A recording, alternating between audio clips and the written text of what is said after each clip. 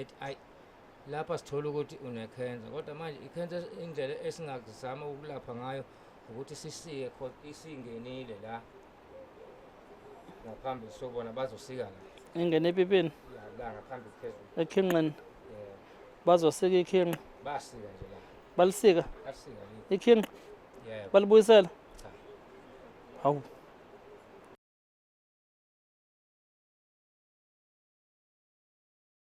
ayi hayi hawu ngiyashutha nje manje ngiyashutha nami sengishaya amathambo manje ayi sekubhodla bona abadala noma bangibethe ngabe nami sengishaya mina amathiwe ngahlola ngemali mina emhlophe futhi elami nje kuthiwa yini lento efakwa izangoma nenyanga likhwehle kuthiwa phephetha mina nje ngahlala nginesiqoqoqoqo nje futhi ufaka u5 rand hayi nabo ufaka emashumi ngithi yabo ofika ngithi phephetha faka u5 rand ukhwehla ngichithe bona phansi ngibuye ofikayo nje ngimlapha ngo5 rand faka u5 rand ngingagcina ngiyimillionaire kulabantu abagulana abafuna usizo ukuthulela cha joker nje ngane kwethu yabo South Africa siyabikela ngane zakwethu kuphi nakuphi khona ngane zakwethu sinibela phansi kwengosi ethi ke abantu bayagula kulukhuni South Africa namhlanje ke sinomfowethu futhi naye after nobade nibona umfowethu ekhona la nangomunye ubafo naye ke usuka le ndawo zasemelimoto kodwa uzosho ukuthi kephi isigodi unenkinga naye bafethu njengoba nibona nje akafakile ibhola lapha ngaphambili isikhwama lesina samadoda sobudoda bakhe lobe nibonayo isimo nje ngathi shuthi ke isintando's case number 2 case esimile nekantando njengoba nibona nje kanje kodwa kuba fuzosho ukuthi ke uphethwe yini mntaka basekubuyela kunjani mfethu ngiyaphila njani siyaphila unjani kusami hayi ngiyaphila ubani igama mfethu ngubona wakhe Sibonelo Mpanzi kodwa ke bangijwayele ukuthi ngusibonele ekhaya kusemelimoto kephi nemelimoto yaseNdundulu eNdundulu yeah la kwenzeka khona ingozi angazi basho njalo hayi andana ubona uginqika imoto lapha noma mhlambe nawe uyatapa lamasigqinqa ama-truck lapha angiyena ke lo muntu otapa ngilomuntu ozama ukuyiphilela yena impilo yakhe yini pho uphike mangithi phela uyazi ingozi ziyenzeka lapha eNdundulu lapha ngisuke ngekho cha angishongo ukuthi usukukhona waxhuma kangaka nje sizwa ngithi hayi letsizwe le ingozi ngithi mina ziyenzeka lapha ngakini eNdundulu angithi hayi ziyenzeka awukaze nje uyibona ingozi eNdundulu hayi sinakho ukuyibona lezi ayipoke lapha nisusingane eginqa abantu lapha kufanele isuswe abanikazi bazo phela hayi awu nani phela numphakathi khona kufanele kube khona nikwenzayo uzovuma umuntu wakwesinye isibongo esuswe omunye umuntu wakwesinye isibongo nibadonse nibashiya le ehlathini ongcono kuzoshaya wena hayi abekhona abathakathi ngakini lapha noma balandipho umthakathi uyayiveza nje ngumthakathi baningi awusebevele noku TikTok la bathakathi ngibabone la ngithi yabo bengishe emathuneni la bavele bathi balanda izipoki la lo phela usuke kwenza kubona ukuthi kumfanele akalandeli banele zayipoke eginqa abantu lapha na ke eNdundulu okungcono ngaba zikho phela mawungakuthiwa khona umuntu okwazi kwenza cha ngane yakwethu amancoko nje mfethu ngiyakubona nje bafu ukuthi ke lesimene sokuthi uyagula ngicela nase enhlungwini zikhona mfethu kwenzakalani kade lokhu usendela izithombe zakho kuthiwa afuna kasibonane kodwa ke isimo besingavumi namhlanje sibonga nje uNkulunkulu sezavuma ithuba ukuthi sikubone kwenzakalani mfethu ngoba ngiyabona la amasende lawo kwenzakalani bafu ukuze mhlambe indaba uzoyithola kahle ngcono ngiqale phansi yebo izizoyikhipha egcineni okay mangaphosiswa ku-2018 noma ngasakhumbulwa kithi nyana yebo so kwakunento eyayimila la ngaphambili endukwini emila njenge-cornflower yes so lento inokuba buhlungu nje kuhamba kwesikhathi ngase-ke ekhaya bethi angihambe ngiye esibhedlela ngaya kuso ngayisho esho bafike bathatha isiqubu befuna ukucheck ukuthi mhlawumbe anginazo iy'mpawu ze-cancer so basithatha isiqubu esho makubuya ama-result bathi ababoni lutho bona kodwa bazongenzela incwadi ukuthi angihambe ngiye eKing Edward lapho engaya khona nakhona futhi base bethi eKing Edward cha abantu abadila ngalezi zinto sizokunikeza incwadi base St Edens abantu abadila ngezinto ezikanje so uma bangenzeleka incwadi eKing Edward ngihambe nge-St Edens ngifike khona baphinde bethi bazothatha isiqubu ngokwabo ngangwaphethe ama-result lawa aphume esho ukuthi bathi ababoni lutho fike lapha-ke e-St Edens bethatha isixuku ngokwabo bese-ke benginikeza i-date engizobuya ngayo uzozwa ama-result athini. Uma ngifika bese bethi-ke ngine-cancer, i-cancer kuthiwa ngesilungu i-penile cancer. So-ke bese bethi-ke nginika i-date bethi angihambe ngizobuya udokotela ozokunikeza usizo bazongifonela bona. So ngihambe-ke ngiye ekhaya mina bangifonela angisakhumbula kunenotwa kwakuJanuwari ngo-2019 bangifonele-ke udokotela athi uze kumina kahle kahle. So angingakwazi ukufika eThekwini, ngingazama nokumali kungenayo ngoba angiyena umuntu osebenzayo ngihlala ekhaya. Hhayi ngosizo-ke labafowethu engishaya nabo eMelmont bangilekela ukuthi ngikwazi ukusuka eMelmont ngifikela eThekwini. Ngifike udokotela ngempela ungilindile ethi ayi lapha sithola ukuthi une-cancer kodwa manje i-cancer indlela esingazama ukulapha ngayo ukuthi sisike isingenile la ngaphambi sobona bazosika la. Ingene epipini La ngaphambi phezulu. ekhinqeni bazosika ikhinqa Basika nje la. balisika Basika le. ikhinqa Yebo. balibuyisela. Cha. Hawu yini So ba ngangabi nankinga because ngangifuna ukusizakala mina because bathi i-cancer kahle kahle uma isidla kakhulu iyakubulala. bathi ikhensi sekhinqeni Bathi singenela ngaphambi. shuthi sekhinqeni Iyangena yahamba kakhulu. ehe So bona indlela yokuyivimba ukuthi besike la. awu uNkulunkulu wami So ngangabi nankinga-ke lokho mina mangisazophila-ke inkinga anginayo because ney'ngane ngizele ayikho into engathi ngisazoyijaha ukuthi mina mhlawumbe ngijaha ukuthi ngifuna intombi ethile ngifuna intombi ethile ngifuna usizo ngiphile ngiphambi njengo wonke umuntu. yebo mfethu So ngivume-ke mina ukuthi benze lowo msebenzi lowo. So bese bengi-admit-a-ke noma ngasakhumbula i-date but i-date engikhumbulayo yokuthi i-operation ngayenza nini. So Bancenza amadlozi. ngivumele inkinga ya mfethu bengilalisele cishe ngahlala iviki ngifikile because i-operation ngayenza mhla 14 January 2019. So mase ngiyenzile-ke ngiphume etheatre ngihambe ngiye wodini ngingabi nankinga operation lokususa ikhinqa sengiyenzile. okay yes So ngiphume ngingabi nankinga ukuthi ngangisebenzisa ipipe lokukhama ngisasesibhedlela. So mase ngiselokhuzile udokotela udani befika njalo ngosuku bezo-check ukuthi kuyaphola bethu ukuthi kuyaphola ngoba nala ey'mbilaphini bavulwa la because babethi kunamanzi anukayo lawo mazivele nami ngangiwabona ngilele wodini ayiphume. So mase kufika isikhathi bese bethi hayi wathi la manzi akhona uma iphuma kunesikala abasibekayo uma isemaningi abakudedile athi esemancane hayi base bethi hayi sesingakudedeli ekhaya. So bakhipha ipayipi elangifama ngayo into abayishiyayo zitishi lesezazila ngoba ngenzela incwadi ukuthi mase ngentala isikhathi ukuthi lezi zitishi ngihamba ngiyikhipha esibhedlela sangakithi. So hayi ngiphume mangaphoyiswa umhla 28 ngo-2019 January ngiphume bese bethi angidlulisa amasonto amabili bese ngihamba ngiyoqaqa lezi dishi lezi ngazadlulisa zaba amathathu-ke mina. Athi uma ngifike eshowe ngaveza incwadi engisuka nayo la e-St Edens ngaveza incwadi bafunda base bethi ayigibele embhedeni bayikhipha lezi iy'tishi akuzona lezi eziyintambo ilezi ey'ngama-clamp lezi bayikhipha sekupholile vele. Hhayi ngiphindele ekhaya angithi babethe-ke kufanele ngenze ama-follow up umntane engibuya kuzo-check-a kodwa lokho-ke ngakade ngenza i-treatment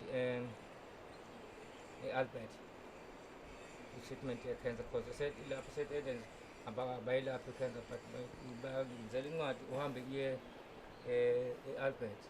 yes So ngaya e-Albert ngaqala ngangena lento okuthiwa i-chemotherapy ngayenza ngayiqeda base bethi-ke ekulandelayo kufanele ngenza lokhu okushiswa i-radiation bathi bazokunikeza iy'nsuku eziwu-31 iholidi nesabatha nesonto bakubali.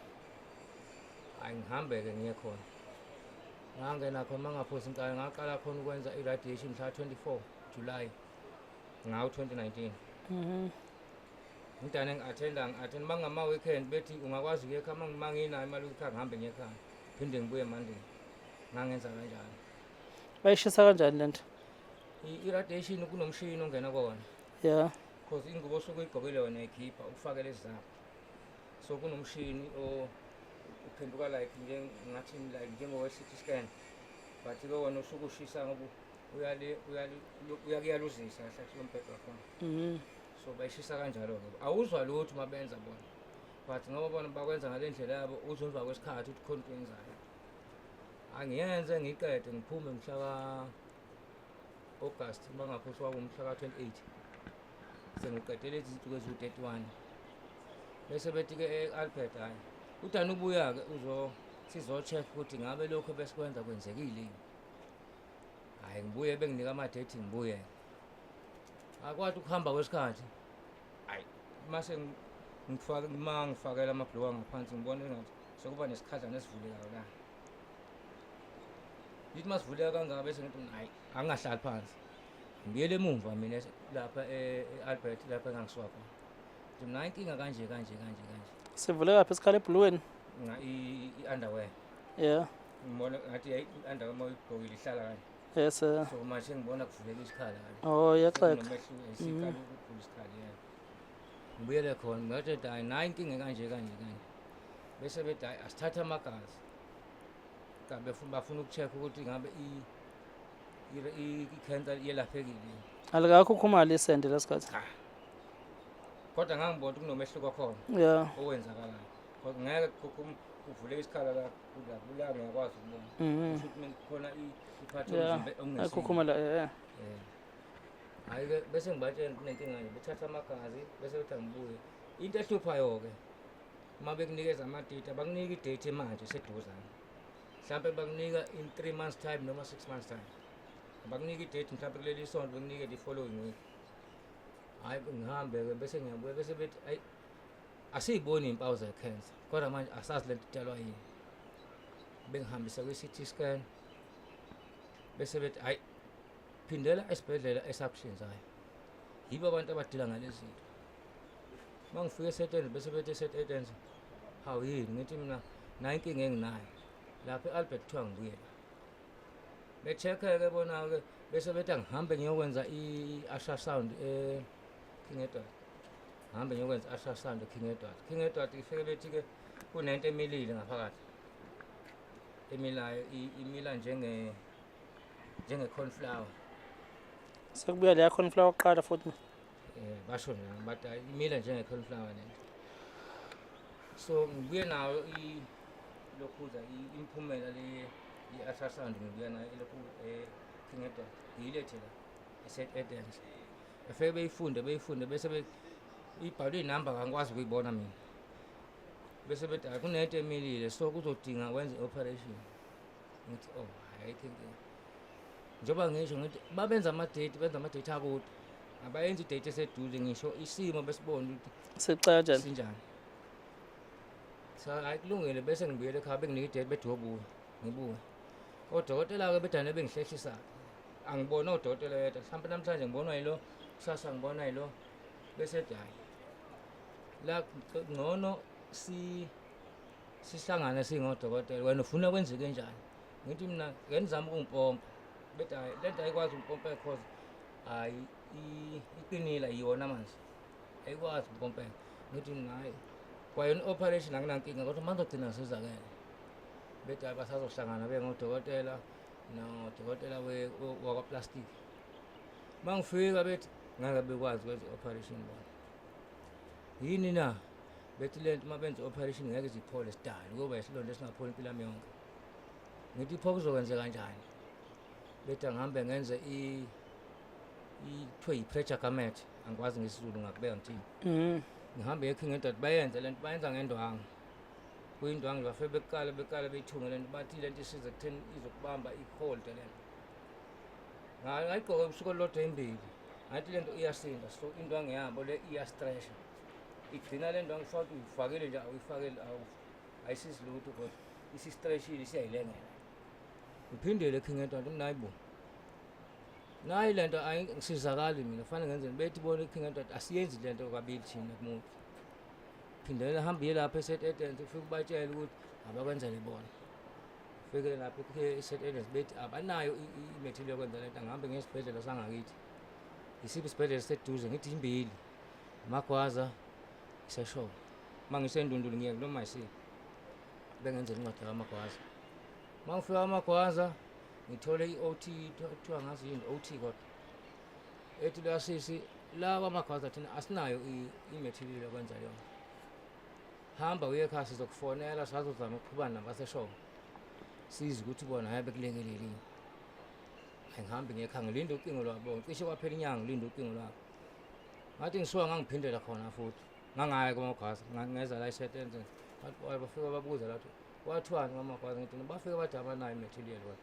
angilinde ucingo laseshowe sengilinde isikhathi eside ngibona akuqhubeki lutho nesimo lesi asimile siyaqhubeka bemfonela lo sisi bembuza ukuthi kwenzakalani ngobani bachaze njengoba ngisho bethi akanayo i-material yena yokwenza leyo nto so mase bese bethi ke lo sisi hayi kulungile uzozama bafonela bona yena esho enze isiqiniseko sokuthi bangilekelela lokho bakusho nini last year ngoNovember November 4 ngigcina mina eSt Edens lo ngathi namanje abangenzela yona eSt Edens bethi angeke esho akaze ngiyini ngoba lento vela bathi angiyoyenza ayingilekeleli okay ngasikhathi bese likhukhumele vela bese kusuke kungikhampela kodwa bengayi kangakho ngikathi ngiyakubamba inkosi bakhukhumela but hayi kangaka manje sekuwesa kakhulu mana-ke baba izinto zezulu subahambile abantu bezulu nabo ngike ngabahamba bathini bona bangitshela ukuthi ilombo kodwa manje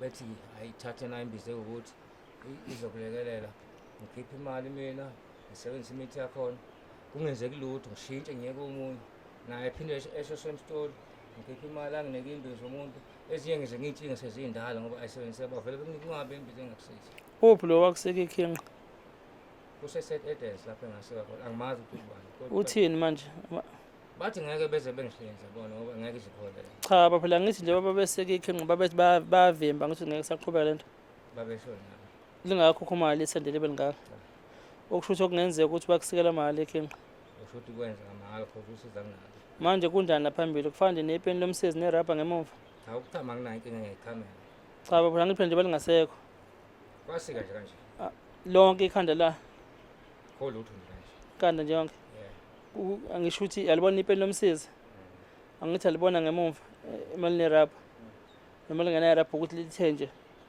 kahle siyabona basika kanti ikhoma zikanje yes basika eduze la ikhoma bafe basika la baseke ipipi khipha nje yonke into ngingasho nje complete alisekho nje lonke after usubona ikhesi kaNtando ngoba phela ikhesi kaNtando isimile nekhesi yakho yabo it's one and the same yabo wabanjani yini yakufela emqondweni ubona uNtando ukuthi nangu sehlinziwe yabo ngasizwa ke njengoba ngisho nangu ubhuti engihamba naye yebo noma kungeyena ke wangitholela kodwa usizo ngalithola kubona because bangibheka ifoni ngangenayo mina lezi inkundla zokuxhumana bangitholela inamba Dr. Nkosi kababa Nkosi kuqala iyona engayithola kuqala okay yes kwasho ukuthi ngasho isikhathi ayikhona amasenti ngakwazi ngomfonela ubaba Nkosi yeah ngimfonele ngimtshela ngubani wasibani ngowasemelimoto ngokuhlala nginenkinga kanje bese ubaba Nkosi hayi ake ngifike kuye mangikuthi ngisemelimoto lapha asebenzela khona kuseduze eNewcastle angithi mina ngizofika ngiye kuye mhla ka 11 December ubaba Nkosi ngifike lapha hayi ngangena ereception kanti vele wayivele engilindile noma babe khona abanye but wayengilinde kwangisuka kuhle yeah mangifika lapha la ke bese eya-check-a kubaba Nkosi ebuze ukuthi yini ngikathi ngake ngane-cancer kanje but thema sengenza i-follow up kodokotela bangitshela ukuthi azisekho iy'mpawu ze-cancer kodwa inkinga ile ngoba i-ultrasound ikhomba ukuthi kumilile ngaphakathi wase-check-a kubaba Nkosi wayesethi kahle usizo kanje ngingakuzama ngingakulekelela ukuthi ngiyibuyisele esimeni lento yes kodwa ke njengodokotela oyimele uzodinga ukuthi kube nemali engiyikhokhayo engango 30,000 30. yebo 30. Yeah.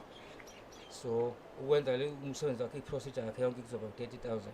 Mhm. Bese kuthi imali engiyongena ngayo mhla ngiyo-admit kuba 904 rand. Ngoba wangenzela incwadi ikhona lapha esikhwameni. Usho 30,000. Yebo ikhona lapha. Cela ungikhiphele. U30. Bafo u30,000. U30. Hayi. U30 noma u300,000 malini? U30 man. Ake kulungile bafo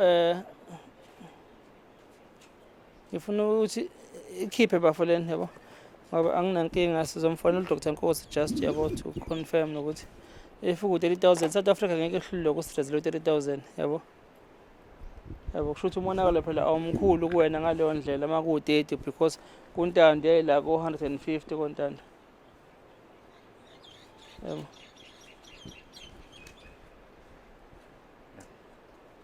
Okay. Okay. Lo leli phepha leli elama-bank details zakhe. If ule mali senginayo. Okay, no, it's fine. Sizombuza uDr Nkosi. South Africa, umfowethu ke imali ayidingayo nansi it's been confirmed it's 30,000. Bengithi mina WhatsApp u300,000. It's 30,000 ukuthi ke enze le surgery uDr Nkosi amenzele yona. And ngala ngezansi ukuthi imali yongena esibhedlela u904 rand. Imali admission lesibhedlela. But ke will verify to Dr Nkosi again yabo. Fethu awucele kubantu South Africa la nasemhlabeni abangakulekelela ngemali mhlawumbe inamba yakho yocingo uyisho nabafisa ukudonate bazokuthola kephi bafa. Khuluma nabo mfethu. South Africa yonke nomphakathi wonke nawo wonke umuntu ongakwazi ukungilekelela mina ngusibonelo kwaMpanzi ngaseMelmore. Ekhaya kuseNdundulu. Ngicela usizo lwemali ukuze ngikwazi ubaba uNkosi angilekele kule simo engiphila ngaphansi kwaso ngoba wathi engakwazi ukungenzela ukuze nami ngibuyele esimeni njengawo wonke umphakathi. Ongakwazi ukungilekelela angichase lokho anakho mina ngiyabonga ngoba ngiwumuntu ongasebenzi. Kodwa manje ngesimo sokugula ngicela ukuthi umuntu wonke onakho angilekelele angakwazi ukungilekelela ngakho ukuze nami ngizophila njengawo wonke umuntu. Mina-ke njengoba ngusibonelo ngitholakala ocingweni oluthi 072 44 32854 072 44 32854. Okay baf akuphumbomva akho lutho. Aphumi lutho. Sometimes kwesinye isikhathi nginakho ukuthi mangihlezi ngingenzi lutho. Yebo. Sengibuka ukuthi kwenzakalani. Sometimes vele qine. Velila ngibona kuthambile. Uthambile. Ungazi ufisa ukubhoboza ke nalithi mawukuthi uyakwazi manje ke kubuhlungu hayi mshaya. Ngabhoboza amasende kunalethi phela inkingi. Ngiyokuvukela ngiyacabanga phela uma ufuna ukwazi ukuthi khonana nje umuntu usuke ephethwe yithu. Uthambile la ngiyaqina angazi ukwenziwa yini. Okay, no, uzosipha i-experience yakhe na uNtando kunina babili bafethu ukuthi yipi mhlawumbe i-experience nayo kulezi zinto enichazayo nibhekana nazo ukuthi mhlawumbe kunje nakena ngabe kwakwenzeka yini. Njengamanje mfethu abantu lapha eMelmore banjani ukureacta esimeni sakhe mabehlangana nawe mhlawumbe uzwelo ngoba hey banakho ke impela lokho ngoba omunye ngokuhlala ngihlala ethuba lethu mina. Omunye impela wakwakhuluma ngizwe kwasho ukuthi ngiyehla. Ethi awubonile abantu abagibela abafazi babantu kuphetha kanje. Angathuli kwasho ukuthi umuntu ngiyambona ngiyamazi futhi. Kodwa ngeke ngikhulume namanje ngikhuluma. Emotweni mangigibela sengiyangikhetha indawo.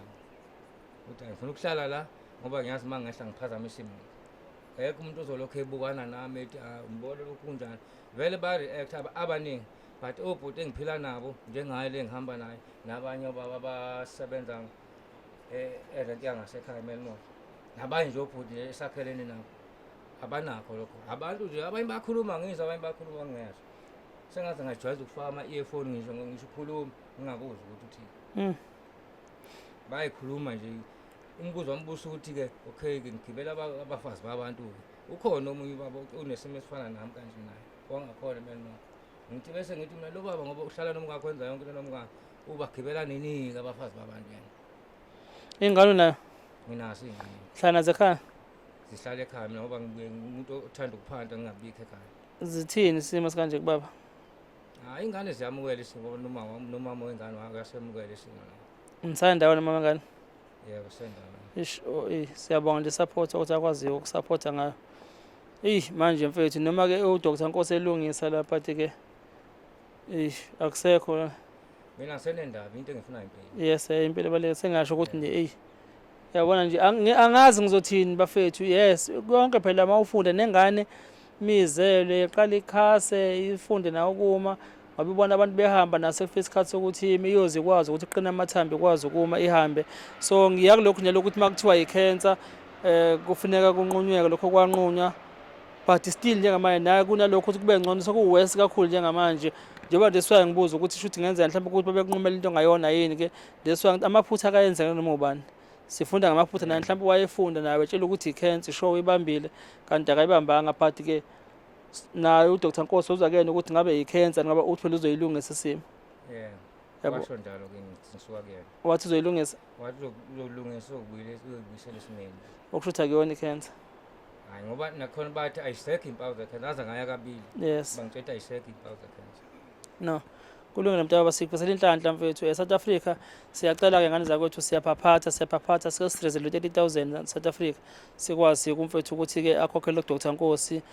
Nalabo-ke mhlawumbe bafuna mhlawumbe ukhokha direct bona nakuyena uDr Nkosi sizozama ukukhuluma naye if indeed siyithola i-account mhlawumbe noma sakhele i-trust account esingakwazi ukuthi abantu abagulayo kanje bakwazi makufakwa imali kuyena laphana straight directly sekwazi ukuthi no imali siyenele umuntu angene enze i-operation ngoba into ehlupha kakhulu ibhedlela lezi ezimele okufuneka kungene kusona ngoba izona ezisuke zinemshini yokuthi ukwazi ukuthi yenziwe perform le operation ngendlela. Akufani nje ukuthi imbuzi singayihlinzela ngisho lapha etshanini phansi kwezihlahla yabo ngoba naye une-surgery yakhe eceleni kodwa akanayo le mshini edingakalayo ukuthi makufuneka aperform yabo le process ayenze kuyona. That's why ke kufuneka manje uyobhukhelwa lezi izibhedlela yena afike-ke nolwazi lakhe nakulaba asuke esebenza labo phela engayedwa yabo basuke baningi onesi laphana but nizoxoxa na uNtando mhlawumbe nanitshele ukuthi kwakunjani yabo. But ke kuyezwakala kodwa ukuthi 30,000 I think yabo singakwazi South Africa ukuhlanganisa. Ikhona incwadi owangenzela uDr Nkosi yaseDandi. Yebo. Kodwa wayesethi okwamanje basa-renovate i-theatre bengakaqedi. Mangaphosi singcine last week kumkhona ngibuzo sebekukhona bathi abakaqedi. Yes. Laba ba-renovate i-theatre. So mase beqedile kuyobe sesho sekuphelile. Ngoba nabo bakufanele beqedele last year August namanje bathi. Iyo lento ehlupha phela into kahulumeni ongazi ukuthi-ke imali zakho kubentela zisuke sezikephi ukuthi sisebenze ngoba into esibhedlela nje uyabona ukuthi into efuneka iphuthume ngabe kuthi iya-renovate ilungiswe. Kungakhona kuku-renovate kuphela khona iy'bhedlela ey'nkulu la oyutshelwe ngazo ukuthi this is one of best of hospital njengabo nje o-Chief Albert ikhona le mshini le kuyona ngithi yabo yokuthi kwazi kanje, but ukuthi-ke umuntu oyi-expert uma bengenayo bona bangakwazi ukuthi ngazi uma kuyavuma ukuthi asuke ngaphandle eze azoperforma ngoba phela ukuhlinza kuphela nestaff esuke silekela abanye onesi abasuke bekhona bema-expert, but lo dokotela osuke khona okuyena osuke ngempela engcitha buchopho uzokwazi ukuhlinza uyakwazi ukufika ahlinze aqede bese-ke ashiya ama-instruction ukuthi-ke senombheka kanje singaze siye ey'bhedlela eyi-private ngithi yabo. Uma uhulumeni njengayovula lowo mnyango ngicabanga ukuthi-ke iy'ngelosi njengo-Dr Nkosi baningi abantu engakwazi ukuthi sizibaseve yabo, baningi abantu abangaseva but ngoba sinamali sizothini-ke sizogcina phela sizama basinikela khona sihambe seyibhedlela lezi eyi-private ngoba ziyayivula iminyango ukuthi abo abasize. Recently kade ngenza i-case kamfana nangu lo mfana wasenza last week. uNkulunkulu emuhle sivele i-private hospital esiseGoli sithi umfana siyamthatha bazokwazi ukumfaka ngaphakathi-ke bamlekelela, but sali nama-confirmation because basa-verify nama-account kamakho ukuthi ngempela akasho nokuthi akanamali mhlawumbe ngala unemali because phela abantu asathembekile, but as soon nje be-verify lokho umfana sebeshilo ukuthi bazomthatha bamfake esibhedlela. Esithemba ukuthi nakuwena angeke sikulahlele izandla se-South Africa sizokwazi ukuthi baphakamisa izandla abantu badonate ukwazi ukuthi uyenze le operation mntaba. No mfethu siyabonga mntaba. South Africa naloko usizo senelizwile abantu bayagula. Ungakubukeli ukuthi lokho ngoba ikusasa laziwa ngane zakwethu alaziwi ikusasa. Ungayibona uyiphila namhlanje nawe ohlekisa ngomuntu ogula awulazi kusasa ukuthi uyobunjani. mhlawumbe wona sokobe sekuwesi ngaphezulu kwalokho ungathi into mayibukela kude uthi ngeke yenzeke kuwena. Mina nje sengibatshela hayi mina ngivuthiwe mina ukubona izifo zabantu abagulayo. Sengibone mhlawumbe ngishiya inyanga ikaze ibone sengikubone nodokotela. Lokho esengikubonile nje mina ngithi yabo ayi mfethu ayi ngaphezulu kwamandla futhi nje sengiyacela ningaveli ningisendele ndiyithombe qala ningitshela okungcono ngiprepare ngithi yabo ngigcine ngasakwazi ngisho ukudla ngithi ngiyadla ekhaya umuntu uvula ifoni vele kuvela isithombe ongaza ngithi yabo phushela ukudla lapha vele ubona ukuthi kuvala ngisho inhliziyo notify phela qala ukuthi kunesithombe esikanje ngingakusendela yini na ukuze mhlawumbe ubone ukuthi into engiphethe ngoba manje wena ngiyazi usuku ugula mhlawumbe nawe ufuna i-attention yami nencindezi ukuthi mayibona ukuthi ngaze mhlawumbe uzoresponda but phela ngifuna ngiprepare nami ukuthi isithombe kuzosivula ngilindele noma ngabe yini yabo ngingathi nje bhu bese ngibona into kanje ngoba nami usuke usungilimaza yabo but mntakababa sothola mfethu siza simthembe uNkulunkulu. Hayi ngiyabonga kakhulu. No, South Africa siyabonga ngane zakwethu nothando nisinika lona nje ngendaba esihamba khona ethi siyanithanda siyabonga nisalahle emakhaya.